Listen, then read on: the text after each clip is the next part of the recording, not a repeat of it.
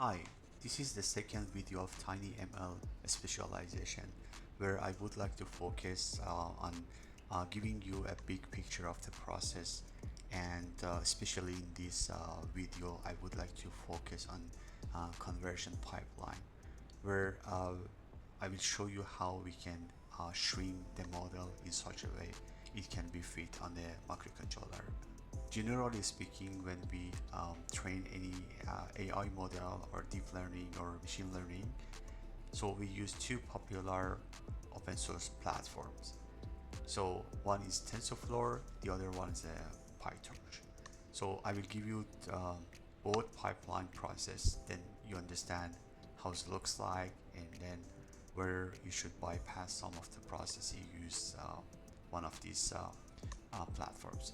The goal of this video is gonna be how we can convert a bunch of Python script which we develop to train, test, and validate a deep learning or machine learning model in such a way to a C header or C file where we can include this library in a microcontroller IDE and try to recreate the model in such a way it can read the architecture from this header file, as well as it can do initialization of weight and bias and so on. The first stage is gonna be saving the model into a file, which the extension of the file is gonna be .pth.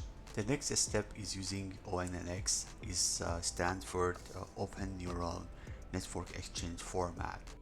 It is a platform that can move model between machine learning framework. So converting from PyTorch to TensorFlow or the other way around, or converting to other format. The goal in this case is gonna be converting PyTorch model into TensorFlow model. So we use bunch of Python code, and just as a note here, there's no quantization processes happening. Quantization process is the process we are using some technique to make the model smaller in such a way it can be fit in a small footprint of the microcontroller, which has small amount of the RAM and flash. But my point here, I wanted just highlight here, no quantization is happening. Then extension of the conversion would be the model name dot ONNX. So now we have this flexibility to convert the model to any platform what we want. In our case, as I mentioned, we wanted to convert it to TensorFlow. So, and then if you look at here, the size of the model is gonna be almost the same as what we had, with a slightly smaller size. Now we are using some command to convert the model from ONNX to TensorFlow. So again, there's no quantization process happening in this stage. Now we expect to see a model with TensorFlow extension. So when we convert to a TensorFlow extension or format, it will generate a folder instead of a file. The size of the model is gonna be slightly larger than the original model. The reason behind this, because it creates a folder and folder directory. That's why the model is slightly bigger. If we look at in the folder, we have the model name as the name of the folder. We have save model.pb and variables, and we have two files. Technically speaking, .pb is gonna be model architecture. Variables data is gonna be our learn weights. The next step is gonna be converting the TensorFlow model into TensorFlow Lite. TensorFlow Lite is also an extension of the TensorFlow platform, but again, there's some shrinking process happening to make the model smaller. This kind of model usually used on a mobile phone, which still have some powerful processing unit, but it's not as powerful as a laptop or computer. We can run the native model.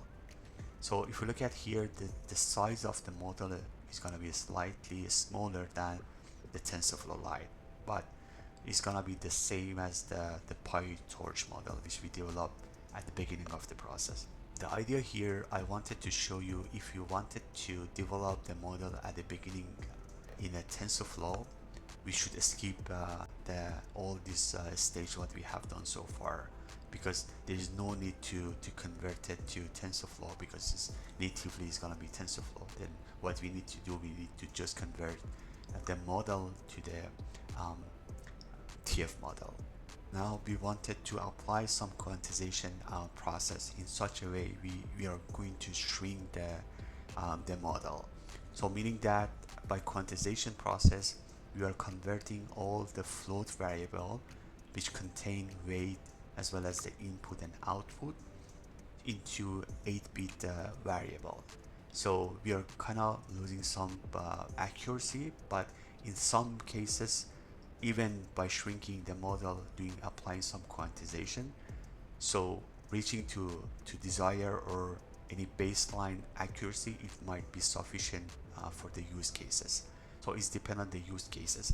You still might be able to use without any quantization on the microcontroller, but because microcontroller still can process the floating variables, but it might be slow, as well as it might be not suitable because of the size is going to be bigger. So meaning that in this stage we're going to apply quantization and make the model smaller before we're going to convert it to a header file or .c file can be used on any microcontroller. As you can see here in this stage, we're gonna apply quantization and make the floating variables to the int 8, which is gonna be 8-bit variables. If you look at here, our model still is gonna be TF file, and then the size of the exactly the same model, we are shrinking from almost 400 to almost 100 kilobyte, which is gonna be 4 times smaller than the original file what we had. So now we are using some Python script to convert the string or the final small model to the CC file, or it can be .h file, which this file is gonna be almost bigger than the original file. The size still is gonna be 100 kilobyte file information. So if we look at inside the file, we have an array of all the weights, model architecture, BIOS, and input and output. The trick here, if we look at this file contains some ASCII information. So when we compile this file in the microcontroller, it's gonna remove all these comma or spacing, whatever we see here. After conversion, the model still become around 100 kilobyte. So this is the end of the process. Now the file is gonna be ready to include it in any TinyML project. So in the next coming video, I would like to walk you through each stage of this process and start from beginning, write the program, and then run a project all the way to apply the .h file in a microcontroller IDE and run the program. See you in the next video.